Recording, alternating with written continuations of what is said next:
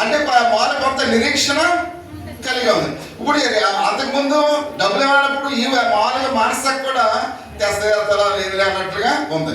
కానీ ఇప్పుడు 200 ఇచ్చేది కాబట్టి మనసుకు కూడా ఎలా ఉంది, తెస్తాడని ఒక నిశ్చయత కలిగి ఉన్నట్లుగా మనం చూస్తూ ఉన్నాం. అది అపోస్తలుడైన పౌలు చాలా స్పష్టంగా దీని గురించి వివరణిస్తూ ఆయన మాట్లాడుతున్నట్లుగా పరిశుద్ధ గ్రంథంలో అయితే మనం చూస్తూ ఉన్నాం. అంటే ఆయన ఏమనంటే పరిశుద్ధాత్మ దేవుడు మన జీవితాల్లో మనకి ఏ విధంగా ఇస్తాడు అని మాట్లాడుతూ మనం చూస్తున్నట్లయితే ఆయన పరిశుద్ధాత్మ దేవుడు మన యొక్క జీవితాల్లో ఏమొస్తాడంట, ప్రేమ, సంతోషము, సమాధానము, ఈ యొక్క పాక్షికమైన వెలగా మనకి ఇస్తున్నాడు ప్రియమైన వాళ్ళ. కాబట్టి మానస ఏ విధంగా రెండవసారి తన యొక్క 200 రూపాయలు ఏ విధంగా ఇచ్చిందో, ఇప్పుడు పరిశుద్ధాత్మ దేవుడు మనకేమిస్తున్నాడు, ప్రేమనిస్తూ ఉన్నాడు, సంతోషాన్ని ఇస్తూ ఉన్నాడు. కాబట్టి ఆయన ఎప్పుడైతే వాటిని పాక్షికమైన ఇస్తాడో వీటి పరిపూర్ణత తర్వాత మనకు వస్తుంది ప్రియమైన వాళ్ళ. దీని యొక్క పరిపూర్ణత ఏమిటి తర్వాత వచ్చేది, నిత్య జీవము. కాబట్టి పరలోక రాజ్యము. ఎప్పుడైతే నువ్వు ఆ ప్రేమను స్వీకరించావో, ఎప్పుడైతే ఆ సంతోషాన్ని స్వీకరించావో, ఎప్పుడైతే ఆ సమాధానాన్ని పరిశుద్ధాత్మ చేత నువ్వు పొందుకున్నావో, ఒక నిశ్చయత మనకు ఏమొచ్చింది, వచ్చిందంటే నేను కూడా విశ్వాసనే. ఆ నిశ్చయత, ఆ సంపూర్ణమైన ముద్ర ఆయన మనకు వేసాడు ప్రియమైన వాళ్ళు. ఎవరు, పరిశుద్ధాత్మ దేవుడు. అంటే పరిశుద్ధాత్మ దేవుడు ఎప్పుడైతే తన ప్రేమను మనకి ఇచ్చున్నాడో, ఎప్పుడైతే తన సంతోషాన్ని మనకి ఇచ్చున్నాడో, అప్పుడు ఒక నిశ్చయత మనం ఎలా కలిగి ఉన్నాం, నేను క్రైస్తవ విశ్వాసిని, నేను కూడా పరలోక రాజ్యము చేరతాను అని ఒక నిశ్చయత మనలోనికి వచ్చింది అని అపోస్తలుడైన పౌలు సెలవిస్తున్నట్లుగా మనం చూస్తాం. అంటే ఈ నిశ్చయత ఎవరిచ్చారు మనకి, పరిశుద్ధాత్మ దేవుడు ఇచ్చాడు అనే విషయాన్ని మనం గమనించవలసిన వారు ఎట్లుగా మనం చూస్తూ ఉన్నాం. అది ఆ యొక్క రాబోతున్న పరలోకపు ఆ యొక్క సంతోషం గురించి ఆయన మాట్లాడుతూ జ్ఞాపకం చేస్తూ పరిశుద్ధాత్మ యొక్క ఈ యొక్క ఇచ్చిన ఆ యొక్క విలువైన దాని, పాక్షికమైన ఆ విలువైన దాని గురించి ఆయన మాట్లాడుతూ చెప్తూ ఉన్నాడు. ఇక్కడ ఏప్రిల్ రాసిన పత్రిక 11వ అధ్యాయము 1వ వచనంలో అంటున్నాడు, ఈ యొక్క నిశ్చయత ఏ విధంగా కలిగి ఉండొచ్చు అపోస్తలుడైన పౌలు చెప్తున్నాడు.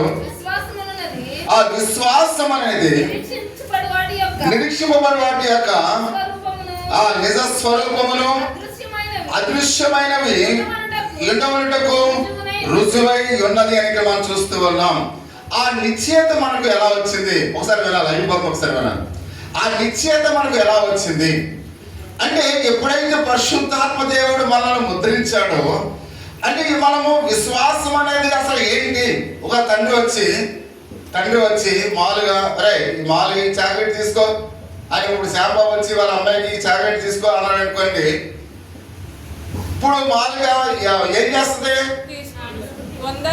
అసలు మన చేతిలో మామూలు శ్యాంబాబు చేతిలో ఏమీ లేదు, వచ్చి చాక్లెట్ తీసుకో అని అనుకో, ఏం చేస్తుంది, వచ్చి తీసుకుంటుంది.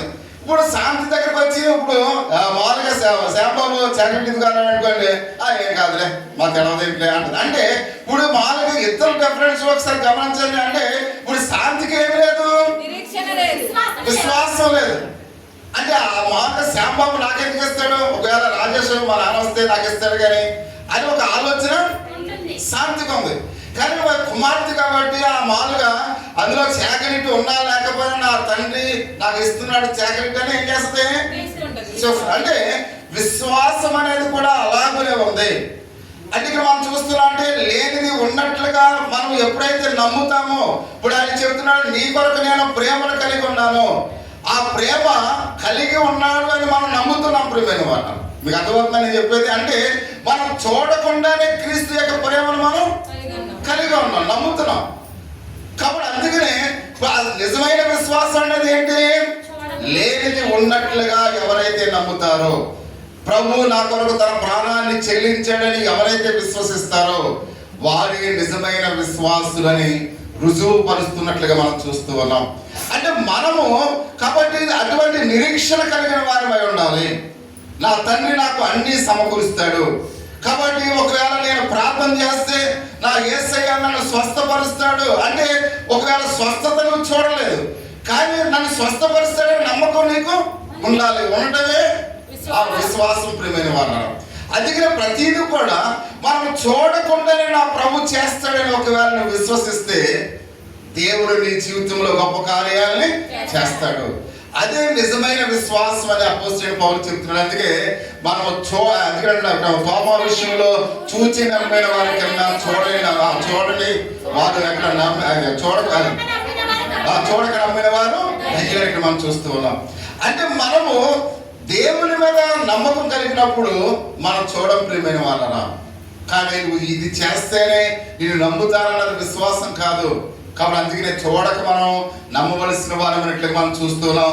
అందుకనే అంటున్నాడు మన రక్షణ విషయంలో కూడా అనిశ్చిత కలిగి చేసేది ఏంటి? అసలు రక్షణ అనేది ఉందా? అసలు రక్షణ అనేది ఎలా ఉంది? అనిశ్చిత అంటే దాని అర్థం ఏంటి? అనుమానాన్ని కలిగి చేసేది ఏంటి? రెండు విషయాలు చూసుకుందాం, ప్రార్థన చేద్దాం ప్రేమ. అంటే మనం అనిశ్చిత అంటే ఒక అనిశ్చిత అనేది దాని అర్థం ఏంటి? అనుమానాన్ని కలిగి చేసేది ఏంటి? అపోస్తలుడైన పౌలు రెండు విషయాలు చెప్తాడు. ఒకటి, అది మన హృదయంలో భయాన్ని ప్రవేశపెడుతుంది ప్రియమైన వాళ్ళ. అనిశ్చిత అనేది మనకు భయాన్ని కలుగు చేసేది. కాబట్టి భయాన్ని కలుగు చేసే రెండు విషయాలు. కొన్నిసార్లు మనం ఎలాంటి క్రైస్తవులుగా ఉన్నాము అని మనం అనుకుంటాం ప్రియమైన వాళ్ళ. ఒకసారి మనకు సందేహం వస్తుంది, అసలు నేను క్రైస్తవుడైనా, అసలు నేను ఎలాంటి క్రైస్తవుడిగా ఉన్నాను అనే అనుమానము నీలో ఎప్పుడైతే వస్తుందో నీలో ఏమొస్తుంది? భయం వస్తుంది ప్రియమైన వాళ్ళ. కాబట్టి అంత మాత్రమే కాకుండా ఆయన అంటున్నాడు, ఇవి ఆశ్చర్యపడేట్టుగా చేస్తుంది. నిజమైన విశ్వాసులుగా మనకు ఉన్నప్పుడు కొన్ని మాటల ద్వారా, క్రియల ద్వారా మనం చేయకుండా చేసినప్పుడు మన మనస్సులో మన అంతరాత్మ ఏం చేస్తుంది? ప్రశ్నిస్తుంది. అసలు ఏంటి, నేను క్రైస్తవుడేనా? నేను ప్రార్థనకి వెళ్తున్నాను కాబట్టి ఏంటి నా పరిస్థితి ఎలా ఉంది? అసలు దేవుని నమ్ముకున్న పెట్టినేనా అని కొన్ని సందేహాలు మీలో ఎప్పుడైనా వచ్చినాయా? ఒకవేళ మన ప్రార్థనకు రాకుండా మన స్నేహితురాలతో మనం ఎక్కడికైనా బయటకు వెళ్ళామనుకోండి, ఒకవేళ అంటే ఆ రోజు ప్రార్థనకు రాకుండా సినిమాకి వెళ్ళామనుకోండి, ఆ సినిమాకి వెళ్ళి వచ్చిన తర్వాత ఆ ప్రార్థనకి వెళ్ళి వచ్చే వాళ్ళు మనం చూస్తున్నాం అనుకోండి, మనకి ఏమనిపిస్తుంది? మనం ఇప్పుడు ప్రార్థన ఇక్కడ మనం నిడదోల సినిమాకి వెళ్ళాం, అప్పుడే అక్కడ పక్కన లోదన చర్చిలో వాళ్ళు ప్రార్థనించి వస్తున్నారు, వాళ్ళు మనకు ఎదురైతే మనం ఏమనుకుంటాం? అసలు క్రైస్తవురాలైనా ఏంటి, వాళ్ళు ప్రార్థనకి వెళ్ళాను, ఏంటి సినిమాకి వెళ్ళాను అని మనం అనుకుంటాం. అలా అనుకున్నప్పుడు మన హృదయంలో ఏమొస్తుంది? భయం వేస్తుంది. ఏంటి అసలు నా పరిస్థితి ఏంటి? వీళ్ళందరూ ఆదివారం ప్రార్థనకు వెళ్తే ఏంటి సినిమాకి వెళ్ళానంటే అసలు ఎంత దౌర్భాగ్యమా? కాబట్టి ఏంటి అంటే కొన్నిసార్లు మన మనస్సాక్షి మనకు గర్తించినప్పుడు మనకు ఆ వణుకు అనేది, ఆ భయం అనేది మనకి వస్తుంది ప్రియమైన వాళ్ళ. అందుకని ఆయన మాట్లాడుతూ ఉన్నాడు, ఒక వ్యక్తి అద్దంలో తన లోపాలను చూసినప్పుడు వాడు భయపడతాడు. అద్దంలో మనం చూసినట్టు పోయినసారి చూసాం, మన లోపాలన్నీ కూడా అది చూపిస్తుంది కనుక అద్దంలో చూసినప్పుడు మనిషి భయపడతాడు. ఎందుకంటే తనలో ఉన్న లోపాలన్నీ కూడా చూపిస్తుంది ప్రియమైన వాళ్ళ. అలాగే ధర్మశాస్త్రాన్ని కూడా చూసినప్పుడు, ధర్మశాస్త్రంలో 10 ఆజ్ఞలు మనం చూసినప్పుడు మనం కూడా భయపడుతూ ఉంటాం. మాటల ద్వారా, క్రియల ద్వారా, తలంపుల ద్వారా నేను అన్యాయస్తుడిగా ఉన్నానంటే అని కొన్ని సందేహాలు మనకి వస్తుంటాయి. ప్రతి విషయంలో కూడా గడ్లం చేసినప్పుడు ఆ 4 పార్లు ఎక్కువ నరికేసామనుకోండి, అప్పుడే వాక్యాన్ని సరిహద్దులు కలపకూడదని పాస్టర్గా చెప్తారు అనుకోండి, ఏంటి అసలు క్రైస్తవుడైనా 2 పార్లు ఎక్కువ నరికేశారండి కాబట్టి అని మన అంతరాత్మ మనల్ని ఏం చేస్తుంది? ప్రశ్నిస్తుంది ప్రియమైన వాళ్ళరా. అంటే మన లోపాలను ఎప్పుడైతే మనం చూస్తామో భయపడతాం. ఎవరు మనం కొట్టవసరం లేదు, ఎవరు తిట్టవసరం లేదు. మన లోపాలను మనం ఒకసారి ఆలోచన చేస్తే, ఉదయాన్నే లేచిన తర్వాత మన తప్పుల్ని మనం చూసుకుంటే భయపడతాం ప్రియమైన వాళ్ళరా. వాస్తవానికి ఎందుకంటే మనస్సాక్షి మనల్ని ఏం చేస్తుంది?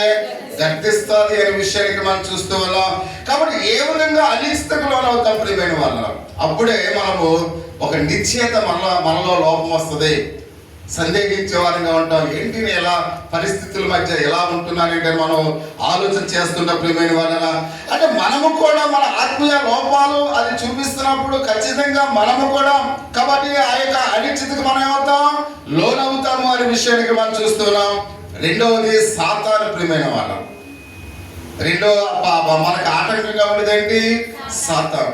కాబట్టి సాతాను దేవునికి దూరంగా ఉండాలని మనల్ని ఏ విధంగా ఆలోచింపజేస్తుందో ఒకసారి మనం గమనించినట్లయితే, సపోజ్ ఒకవేళ ఏంటి నువ్వేంటి బ్రతికేంటి, ఇంత పాపం చేసి నువ్వు ప్రార్థనకి వెళ్ళిపోతావా అని సాతాను మనల్ని ఏం చేస్తూ ఉంటది?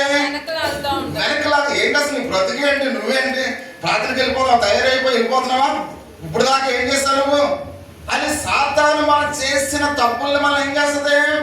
జ్ఞాపకం చేస్తుంది. జ్ఞాపకం చేసినప్పుడు మనం ఏమనుకుంటాం? నిజమే కదా, ఇంత పాపం చేశాను, ఇలాంటి పరిస్థితుల్లో నేను ఉన్నాను, కాబట్టి నేను ఎలా ప్రార్థనకి వెళ్ళగలను?